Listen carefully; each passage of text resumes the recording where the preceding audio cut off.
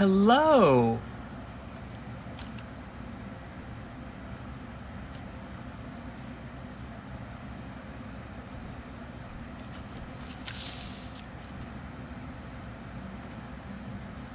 Hello, Ashley. Hopefully you can hear me. Let me know if everyone can hear me.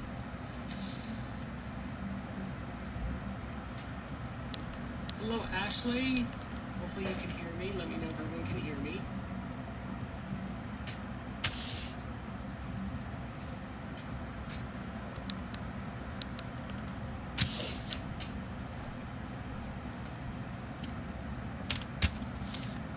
We'll wait a couple of more minutes to see if anybody else is interested in joining.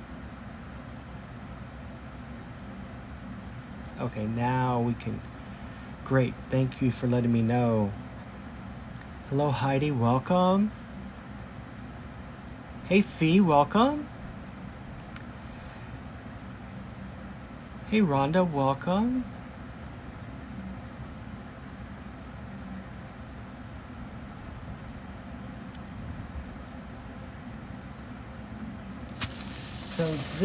Hey, Frank, welcome. So this is one of my favorite episodes and topics to be talking about.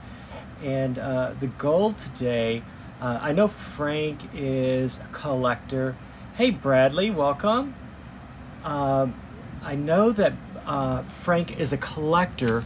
I know there are a lot of people who are interested. Hey, Shani, welcome. Phil, welcome. I do want to...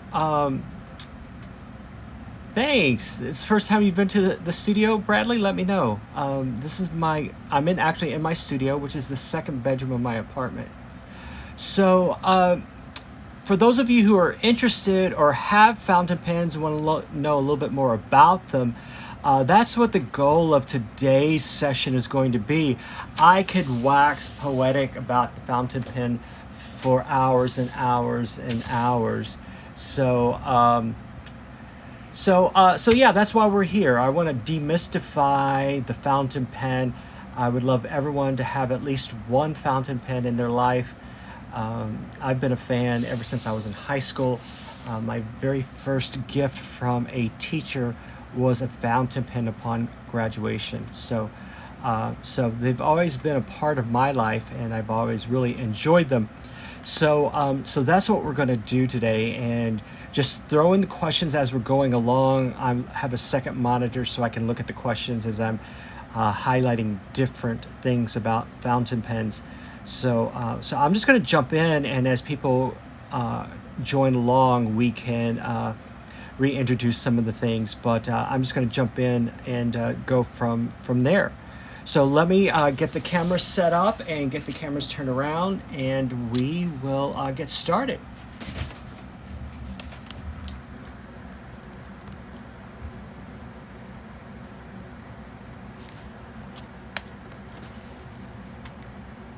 So I wanted to give you a pale background so you're not confused with anything that you see. That is the name of my blog there. So if there are any questions that you want me to answer, I can answer them via the blog. Also, I can provide any affiliate links to products that you may be interested in. Or I'll just give you the names of the things that I'm actually working on.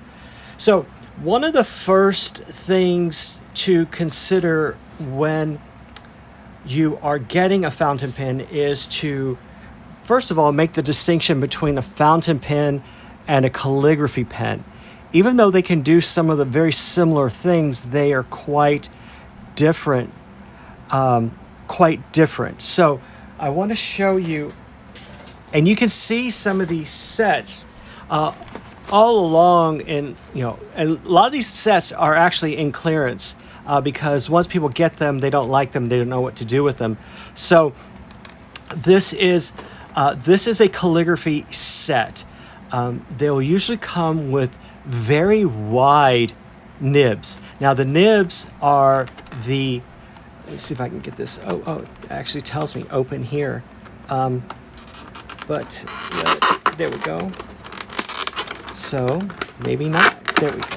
Oh, this is glued on, that's why. Okay, so the nib is the actual part where the ink is distributed to the pen, to the paper. So this part here is the nib. And in calligraphy, you're going to usually get broader nibs because the goal of calligraphy is to have a wide and thin stroke when you are performing calligraphy. And I say performing because it's not actually writing. The idea of a fountain pen is for you to use your natural writing ability to write with a pen that delivers ink rather than rolls ink on. So that's a different ink delivery. So calligraphy pens are not fountain pens in the truest sense of the word, mainly because of the nibs. So you want to make sure that you get a fountain pen rather than a calligraphy pen. Now, there are some fountain pens that have broad and extra broad nibs, and I'll show this to you as well. And you write with them very differently. And then you have some that have flexible nibs that the amount of pressure that you put on the nib of the pen will flare out the end of the pen so that you can get a calligraphy stroke to it. So that's the difference between a calligraphy pen and a fountain pen. Welcome, Kenyon Pottery, welcome. So you want to stay away from these. Now, even though some of these, like this one here, has a very thin nib, you could actually pretty much write with this one if you wanted to. So that's the first distinction. You want to make sure that you are getting a fountain pen rather than a calligraphy pen.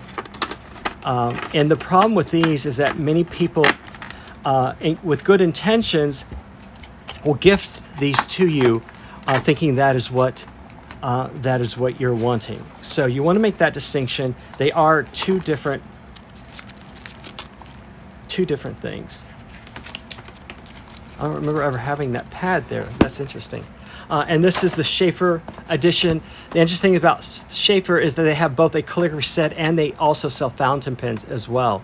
So stay away from the calligraphy sets. Okay, so that's the first thing. Let me get rid of those. I'm going to put those to the side. So I'm going to share with you my setup. And so this is my travel setup. This is what I take with me whenever I go somewhere. I always have my fountain pen with me. I also have a roller pen with me. And so this is what I travel with. This is the actual zip pouch that I use. As you can see, someone is getting these postcards. I wonder who. She already knows because I've already told her, but so I am using, because these are matte back and not glossy back. Let me see if I can show it. Yeah, we'll do it this way. So I am using fountain pens on these because I'm taking these to the theater to use, and so I'm practicing my penmanship for this week, for this episode of the studio. So I have writing materials. There are a variety of different, this is just a standard roller pen, right? This is Cross. I like the weight of it. I like the way it fits in my hand. So that's why I have this particular one that I travel with. And then this is the fountain pen. Okay. Now, primarily there are 4 different nib sizes. And that's the pointy end right there. This is a fine. There's also an extra fine. There's a medium, and there is a broad / extra broad. So the nib is going to determine the width of the line that you draw. So that's what's to keep in mind, depending is how you decide which nib that you want. And it is a preference. And it's also going to depend upon what you're going to write on. So this should, I just used this, so this should be fine. And I just picked a name at random. I saw the last name that was on the feed. So that is the fine. So the extra fine would be thinner than this. The medium would be a little bit larger, and the broad would be usually twice as wide as that stroke. So, hey Giddy, welcome. So, and once again, the idea is that you should be able to use your regular penmanship to be able to produce with a fountain pen, as opposed to you have to go in a very stylized way, and that when you go on the downstrokes with a calligraphy pen, the ink would be much thinner, and that is the difference between calligraphy and in fountain pens. So that is, once again, is the difference. So there are a variety of different things that you must consider when you're purchasing a fountain pen. The first is the nib. Okay. The second, hey Pam, welcome. The second is the size of the pen, and pen sizes will usually be given in two dimensions. One is capped and uncapped. So you have to decide how you want to write with your fountain pen. Some people like to write with their fountain pen uncapped. So that's how you would hold the pen. And you want to keep in mind that when you're writing with a fountain pen, you have to have your nib in direct contact at all times to get the flow of ink to come out of the ink reservoir onto the paper. So you always have to usually keep it at an angle. And so you're going to write with it in a very specific way.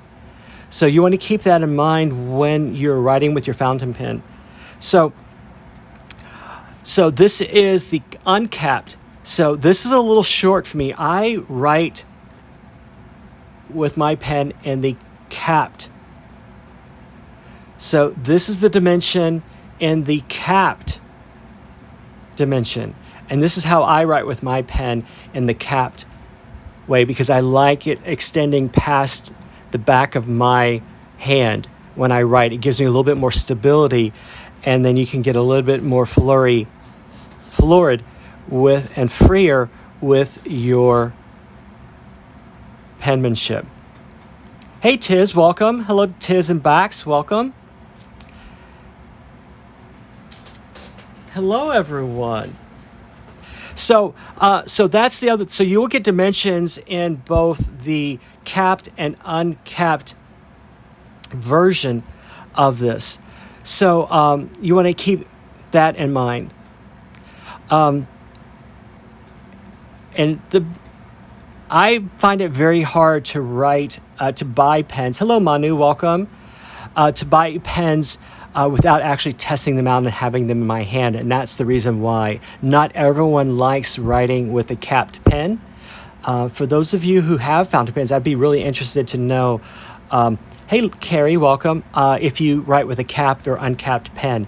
And one of the other reasons why I liked writing with a capped pen is because I put the cap so that it runs in direct line with the nib, so that I know if for some reason this gets turned, if this cap gets turned, this pocket holder gets turned, then I know to center it so that I would be in the right writing position to be able to write with my pen.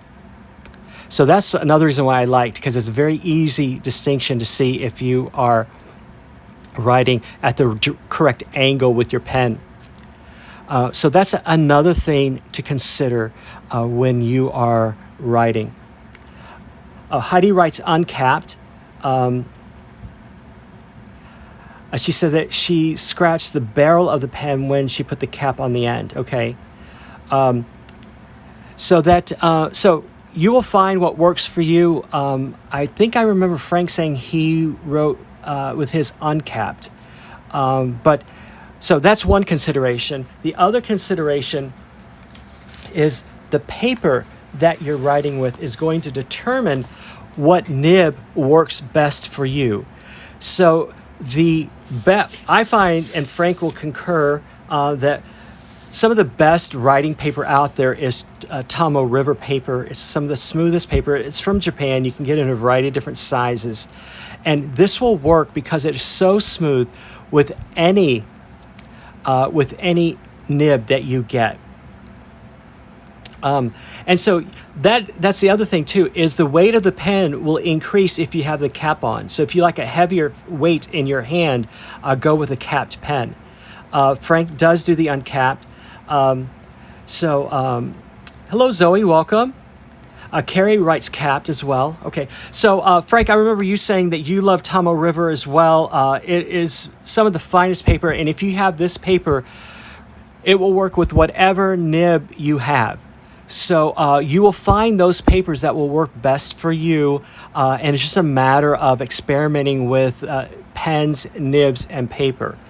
What you will find, though, is that when you get into fine and extra fine, the toothier your paper, or as we say, the more rag content that you have on your paper, the more likely the smaller nibs will get caught on the fibers of your paper. Hello, Zorro, welcome. So that's something you want to consider as well. For example, this is a card. You may not see, but it has, this is a high cotton rag card. And so when you write with this, you want to be very, very careful. See, you can already see I missed a stroke there. So you want to make sure that you're very, very careful, that you're always staying in contact with the paper. Now, you will not be able to write extra fine on this particular paper because it is so toothy and there's so much cotton rag. For example, this is pure cotton rag. You can actually see the decal at the edge. You can actually see, I said Ashley because I was getting ready to write her name. And there's a lot of drag on this paper when using a fine nib. So you want to be mindful of those kind of things. I would never be able to use an extra fine on this. Mediums would work well. If you want to err on the side of caution, it's go with a medium or higher. You can never do wrong with a medium unless you want to do really fine work. And with fine work, we're talking about embellishments, something like that. It would be a lot easier to do embellishments on good paper or smooth paper. And you can see even then, because of the speed, I even missed some of the strokes here. But this is much easier to do, and it's much nicer on your hand because you're not having to apply as much pressure as you would if you have something with a tooth or with a high cotton rag. So with this, you would have to go very, very slow. It's not to say that it can't be done, but it's not going to be as fluid. And as you can see, you're going to have to take your time a lot more. And it's not going to look as nice because those flourishes really work well with a deft hand and speed. Yes, that's a great point as well, Frank, that on the Tombow paper, there is no bleed through so that you can write on the other side, especially if you're writing letters.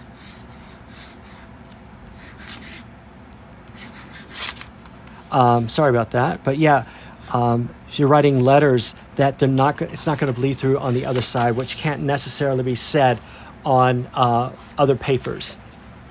So that's a great point. And then just to give you, this is the rollerball pen, okay?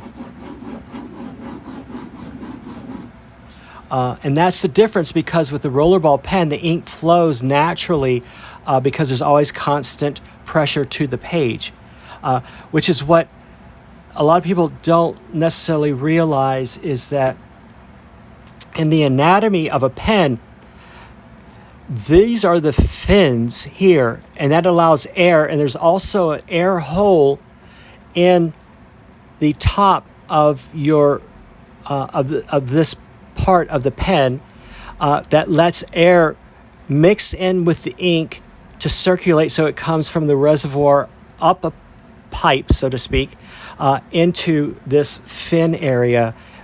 So that's how you get circulation of the air with the ink. And then when you apply pressure, that's what puts it on the page. So you have to have that link to be able to get ink on your page. Hello, Venu, welcome. One of the other things to consider is how are you going to put your ink in your pen? You have a variety of options. I am a big proponent of the cartridge. The nice thing about the cartridge is that they're sealable, very rarely leaking. Very rarely do they leak. I was going to say they're almost leak proof. And it's easy to exchange them in and out. So that's what I'm a big fan. And you can buy one of the... I'll get to this in a second. Let me finish this thought. So that is the cartridge. The other are bottled inks, and you have three major ways in which to get ink to your pen. Now, this is my pen case, something I'm very, very proud of. And this is how, it was Allison the other day that asked me how I store pens. I'm a big proponent of storing your pens flat, but I'm also a big proponent of storing your pens without ink. And that's what these little tags used to mean, is that the tags meant they had ink in them, so I would make sure that I would use those first. So, having said that, the second way to distribute ink, that's not the one I want. That's not the one I want. Here it is.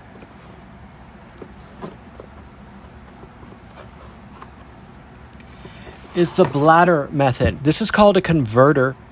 You can get these for most pens, and it's just a bladder at the end. So you would screw this, you actually fit this into the nib carrier, and then what you do is you dip the end into your ink bottle, and then you squeeze this little section here, which is the bladder, and when you release, ink will be sucked into the cartridge.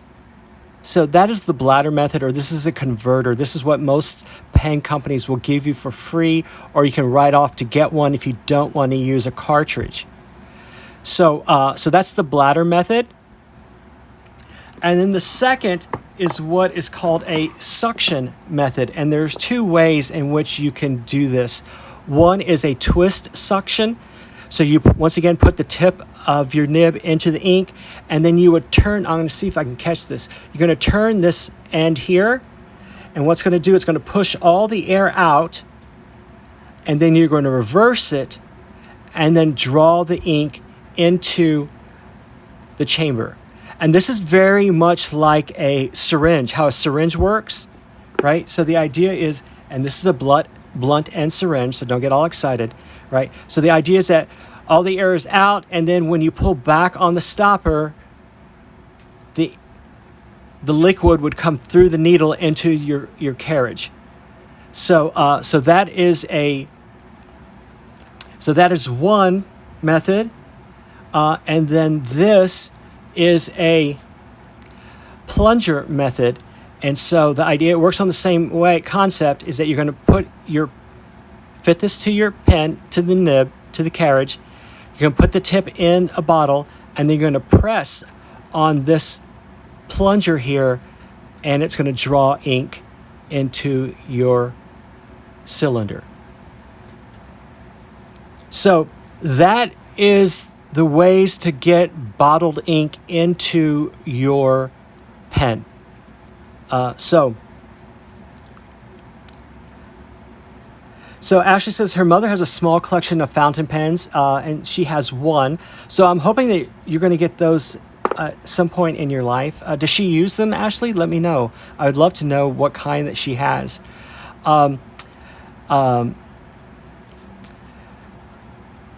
Russ and the syringe. So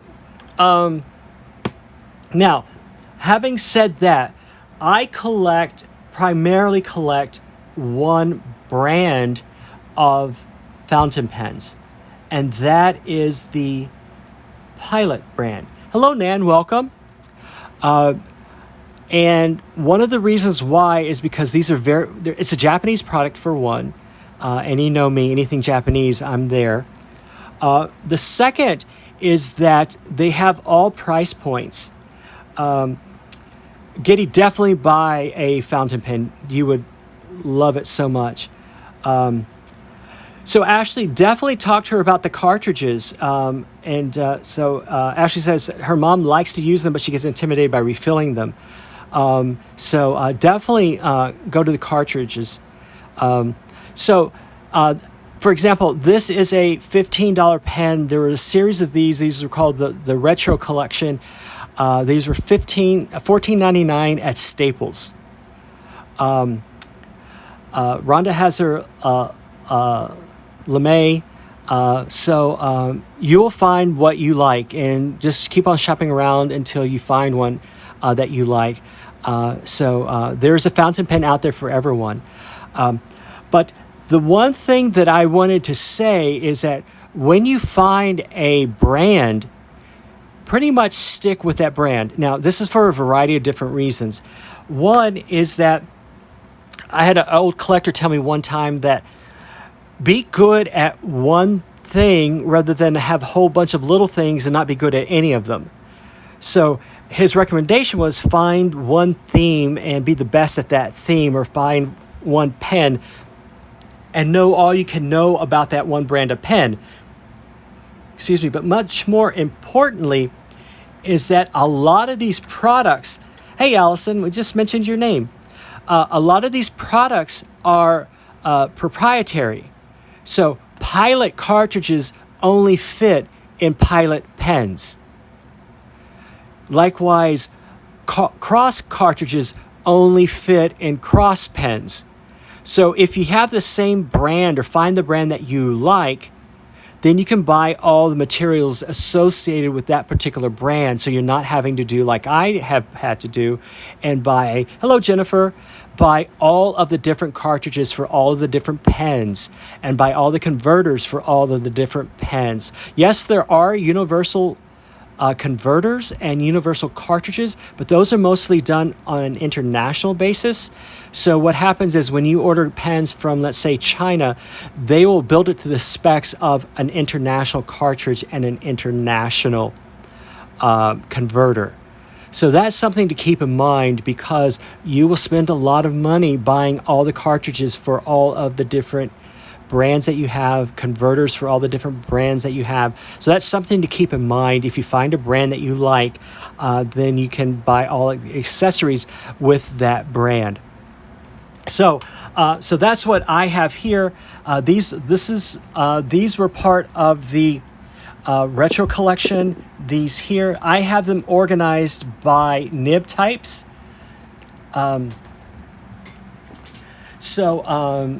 And then these are the stars of my show. This is a Pilot pen that is black enamel wear. And then this one is another Pilot pen that has, it's kind of hard to see, but it may sparkle for you. There you go. Has mother of pearl inlaid, and that's what gets you those sparkles. And then on the bottom, I have a tray of my mediums and my my extra broad or broad tips. So keep those kinds of things in mind. You can find pens that have different radii here, so it's a lot smaller, a lot more comfortable. You can buy the big honkin' pens. I guess this one would be the biggest one that I have. I'm not a big fan of fat pens like the Mont Blancs and those kind of pens. I'm not a big fan of those because I have relatively small hands for a guy. I have fat fingers and small hands. So that's quite a combination. But so these larger pens don't really these fat burl pens don't really do well for me. I will never have, due to the cost or other reasons, have a Mont Blanc, for example. But you can see here, this is a Waterston, and you can see that is a very wide nib, so that this will be the closest to a calligraphy nib that you'll get without being a calligraphy pen. So those are just some of the considerations when you are buying. This is my demonstrator. I love this pen because it has, you just fill this pen with ink. That's all, it's so, that's a great, this pen, because you can actually see through the barrel of this pen, see how much ink you have. So those are generally called demonstrators. So those are the pens. This is a pen that was handmade for me. There are people who make pens, and this is a wood grain pen. This is the one that I got from China, and of course it has to have its own converter. So that's, those are some of the considerations. The nice thing about fountain pens is that you can find them at any price point that you want. The new thing now are these clicky pens to where the point comes out when you click at the top. That one's not clicking today for some reason, but I'll have to research that. But thought I had another one, but maybe not. So those are the things to keep in mind when you are buying pens. So, and then I mentioned this before. One of the things that I always do is I try to limit collections, mainly for size, because I live in a So, Alison, we just talked about that. The difference is that calligraphy pens are different than fountain pens, and it's very difficult to write with a calligraphy pen as if you're writing your handwriting. So that's the reason why they're so inexpensive. Ashley,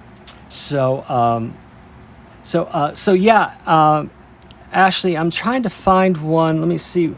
Oh, here's one. So this is a clicky pen in that when you click it, the point comes out at the end so that you can always have access to it. I think I need to put my my converter in there for these to pop out. So I can know what I can do. So the idea is that it works like a regular click pen, okay?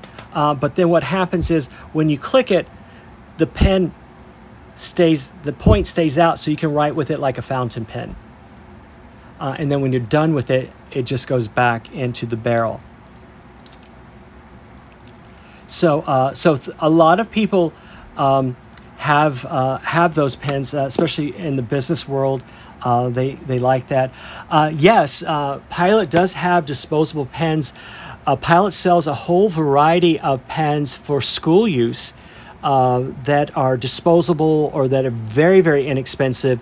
I'll provide you a lot of links where you can find them online. Jet Pens is a great site. Gourmet Pens is another great site. Fee, they are good, but my thing is why, as you know, it's the same idea. Fee is asking, are they any good? The children's fountain pens and the disposable fountain pens. My question is this, the same question that people level at apartment dwellers is, if you're going to throw money away by living in a place, then why not try to get your own place so that the money that you're spending gets used towards something? And it's the same kind of thing with those disposable pens. I'm not a big fan of them simply because I'd much rather have a pen that I can re-ink and excuse me, I can re-ink and reuse, and it keeps them out of the environment because they are plastic and they're not very disposable in terms of biodegradable to the earth.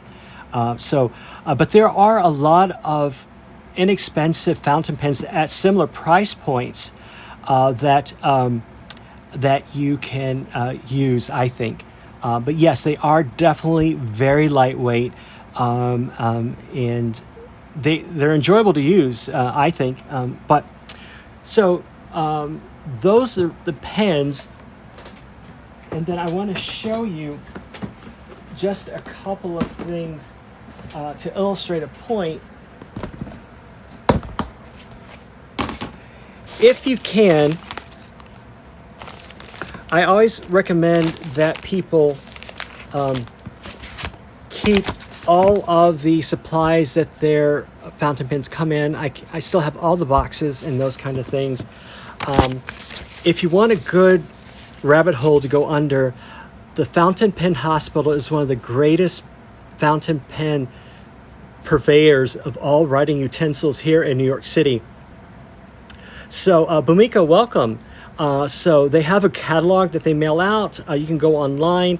If you need your fountain pens fixed, they will fix them there as well for you. There's only one thing that is usually unfixable, and that is if a pen rolls off your desk and falls to the ground nib first.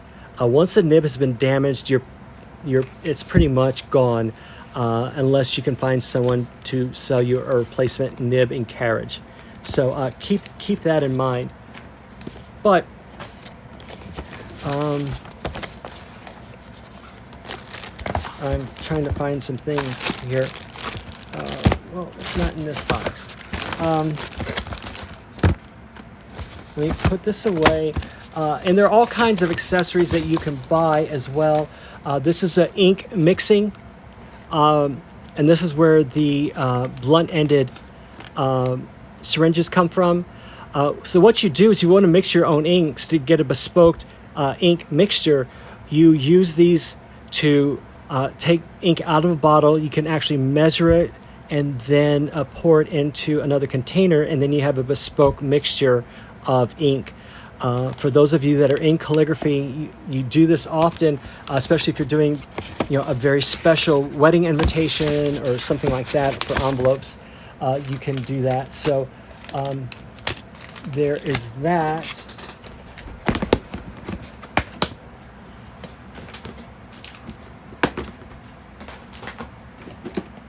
So this is what I was referring to. So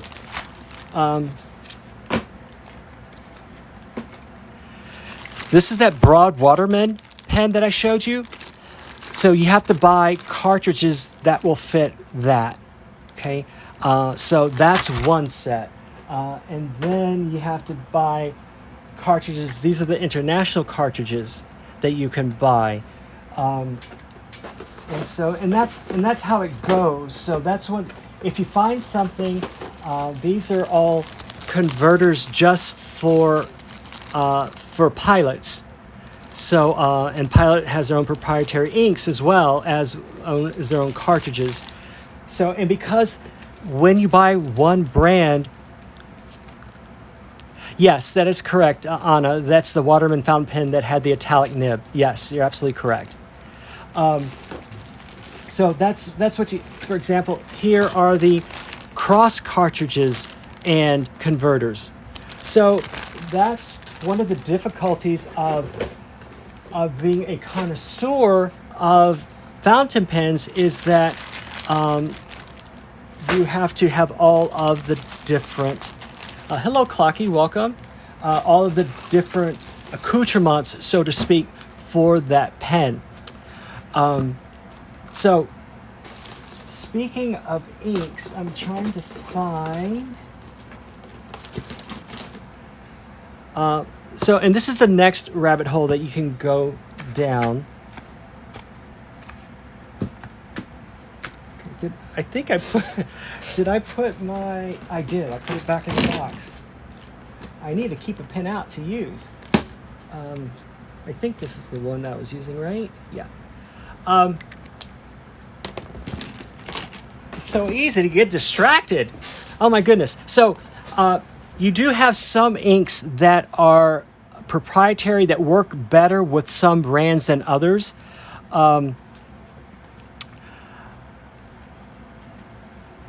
what is the ideal body fountain pen weight I prefer?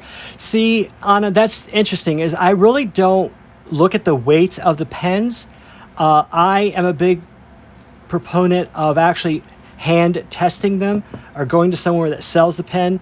I like a heavier pen than most, and like I said earlier, I like to use them in the capped version so that it will extend past my hand so that I have much more control over how I use it.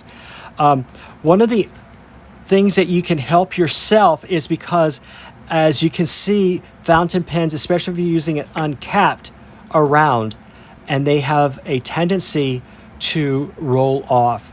So if you have a very favorite fountain pen or a very expensive fountain pen, I highly recommend that you have a pen rest of some sort. The Japanese have all kinds of products to use as pen rests. I would look into them. You can go online and look at them online. You can go to Japanese bookstores and get them. Kinokuniya bookstores will have a fountain pen rests. So the beauty about this one is that you can also use this as a paperweight. So you can use it in more than one way to rest your pen. My favorite, though, is this set of pen holders, and your pen just holds, and they're done in a flower. I'm reaching over. Sorry about that. All of them are done in a floral pattern. As you know, Japanese are big fans of nature, so that the pens will rest in between those petals. So that's what I use. This is what I enjoy. It's very lightweight. I think it's aluminum, but so it's very comfortable to use. So you would help your cause to have a pen rest if at all possible. Allison, what I was saying, I think I had said earlier, is that because that's where your name came up, is that I had mentioned that you had asked that question. What I do is I have a pen storage. So this is how I store my pens when not in use. But I am a big proponent of storing them flat. And the other thing is that I don't store any of my pens with ink in them anymore. So that's the big key. Because I use cartridges, it's so easy to put ink back into your pen that I don't store any of my pens with ink in them.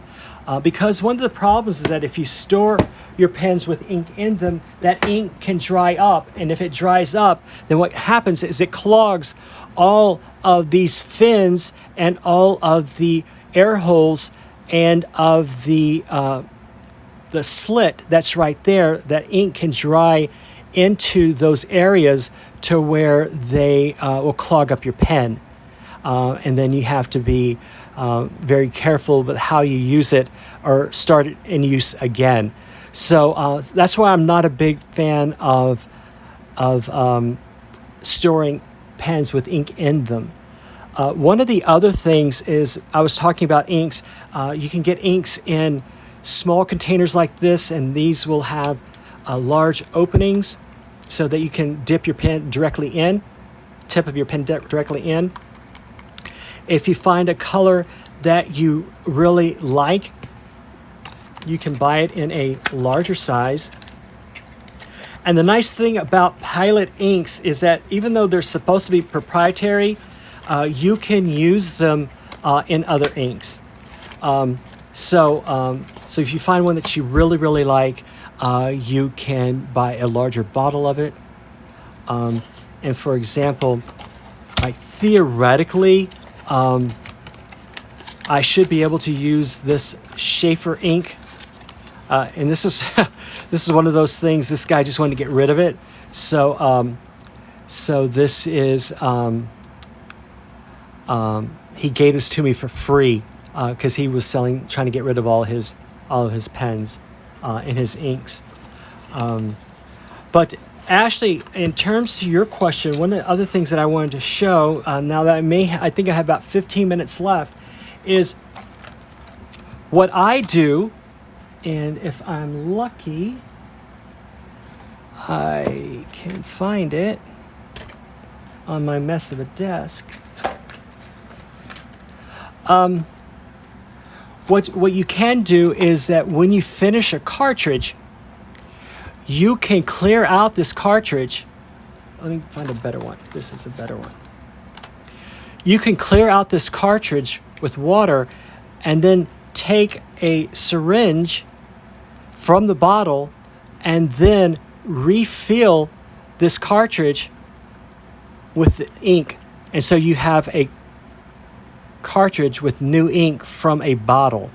So your mom might find that a little bit more easy to deal with than having to refill her fountain pen from the bottle. So that's one of the things you want to keep in mind. And that's so easy to do is what you do is you can see there's a little backstop there that that will prevent, it's like a uniflow kind of thing to where you can, once it goes back into your pen, it'll prevent it from traveling. So that's something you may want to consider as well. And and then what happens is a lot of these ink cleaning kits that you'll get will give you actually I bought this from the ear syringe. So this is one of those ear syringe, ear cleaning things that you get from the supermarket. That's what this is. And so what I'm going to do is let me just do it for you. I've got a couple of minutes left. So you usually would do this over a sink to where you have running water. So what you're going to do is, okay, so I'm going to take this cartridge out, right? So that still has ink in it, so I want to make sure that I know where that is. Hey, Jamie, welcome. So what you do is you want to, first of all, what you would normally do is you would run this under water to get all of the ink out of the carrier. And then what you would do is flush it with this to make sure that you get all of the ink out. And what you want to do is, see, this was so full of ink because I was using it. So you're going to continue to do this until the water comes out clear.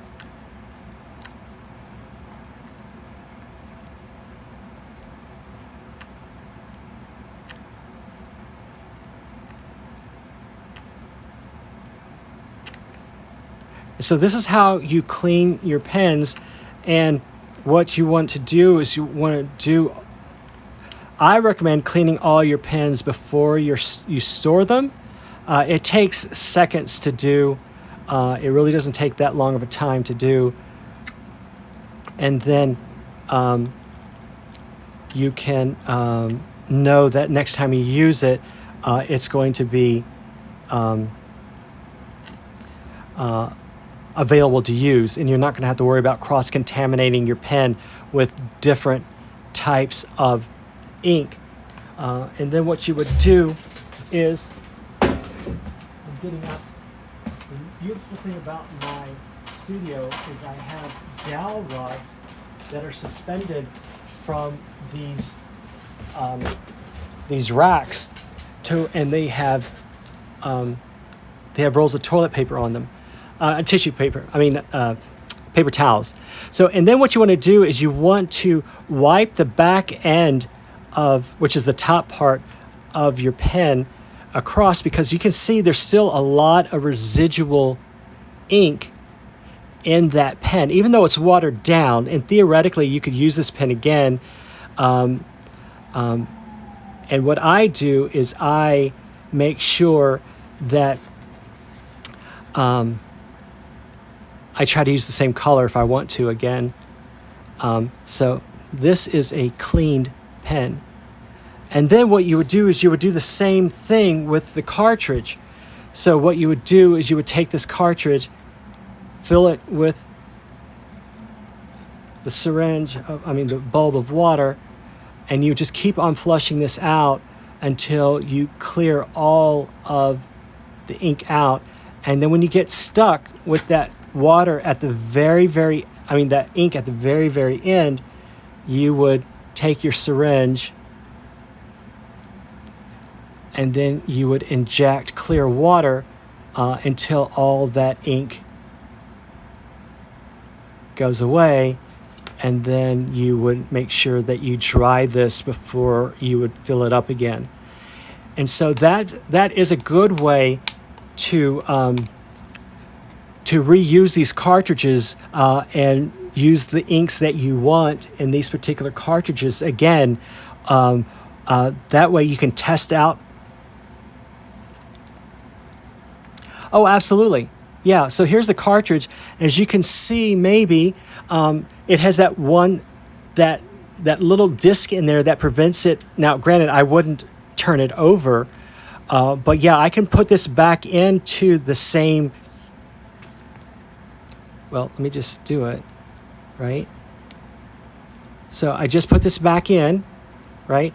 And then one of the things I tell people to do is to, when you put a new cartridge, is squeeze the bottom so that the ink can start activating again.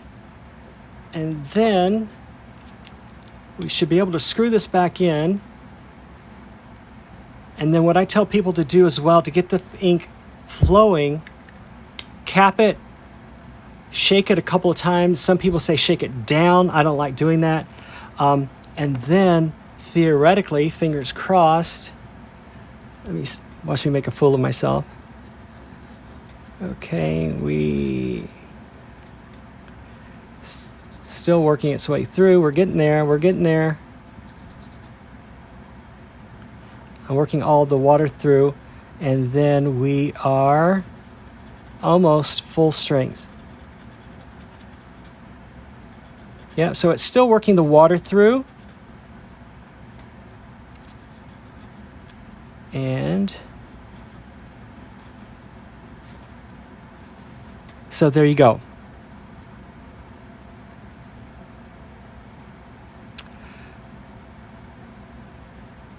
So, and then Allison, getting back to your question, what I do is I store the ink cartridges flat in their boxes. And that's the way I store my cartridges. But I really don't think, as long as they aren't punctured, I don't think that there's any wrong way to store a cartridge of ink. Now, there's a reason why there's a pocket clip on these pens, is because if for some reason you need to store your pens vertically, i.e. in your pocket or on, in a briefcase or something like that, it's better if you do them so that the point is up, because you theoretically, if you have it pointed down for an extended period of time, where ink could work its way through the nib into either the cap or maybe leak into your clothes. But a lot of these things have gotten a lot better over time, and we're getting airtight seals with these caps because the enemy of ink is air. So when these things stay open, air can clog them up and dry them out. So that's why air tends to be the enemy of your pens, of your inks.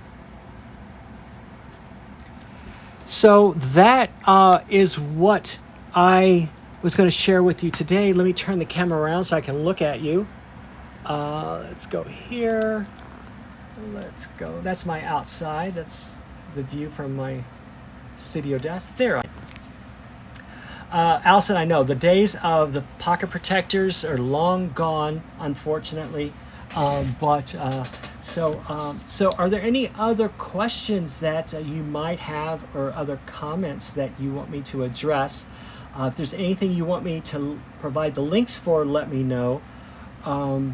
But since I have some of you that are repeat watchers of or members of the Art Throwdown, I wanted to show you, this was the project and the way that it finished up from the other day. So these were the pockets that were made from envelopes. And so this is how we ended that up. So that's how these ended up, and then this is the larger one. Yeah. So Frank and I had this discussion, and because I thought I was giving him a medium tip, medium-sized nib, and it was actually fine, or vice versa. The Japanese nib system is a smaller system than is Western pens. So the nib sizes tend to be smaller. You can correct me if I'm wrong, Frank. That's what we found out, right? That the Japanese are smaller than Americans for the same size. So a fine in Japan is not going to be the same as a fine in the United States. So a fine in Japan is going to be much more smaller than a fine in the United States. So that's why you find your what you like, and then become very good at what you like. So find something that interests you in terms of a fountain pen. Find one that works in your price point. But once again, the thing to keep in mind about fountain pens, and this is a big thing, is that you should be able to use your fountain pen with your regular handwriting without having to worry about upstrokes and downstrokes, the way that you do in calligraphy. If you think about the old quill feather pens, that's what the fountain pen is supposed to mimic. So the idea of taking a quill pen, dipping it in ink, and then writing on paper, and then continuing to do that to refill your point with ink, is what a fountain pen is supposed to mimic. The Constitution of the United States was written very similar to what we would call a modern day fountain pen, what we call copperplate engraving. So what they did was they took someone's handwriting, as illustrative as it was, and then made it into brass and made it into plates, and then they printed the Constitution from. So that is going to be all the time we have for today. I've got less than a minute remaining. Hopefully this was instructive. It's like I said, I could talk days and days and days about fountain pens. So hopefully you found something of interest and something useful here. And so that is what we do with fountain pens. Don't forget, the Art Throwdown is Monday through Friday at 10 p.m. Eastern. We welcome you, and we never know what is going to happen. We could talk about things that have us in stitches and rolling and can't talk for 5 minutes. So that's what this is. And next week we'll do something else. Maybe we'll do postage stamps. Maybe we'll do something. If you have ideas for next Sunday, let me know. But the Pen Hospital link, absolutely. So that is all the time I have for today. Once again, thank you for joining. Thank you for being here. I know you have time, places to be on a Sunday afternoon. Happy Pride to all those who participate. Today would have been the Pride Parade in New York City, the last Sunday in June. And Noba Cohen is not here. He's out in Pride events, so he's not here, so he can't come. Stay safe, stay healthy, and I'll see you again. Bye-bye.